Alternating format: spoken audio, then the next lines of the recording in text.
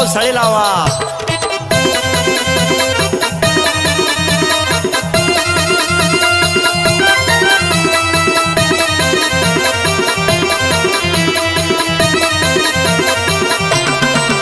वर्षावा घ्या म्हणे सरकार थोडा करा आमचा विचार.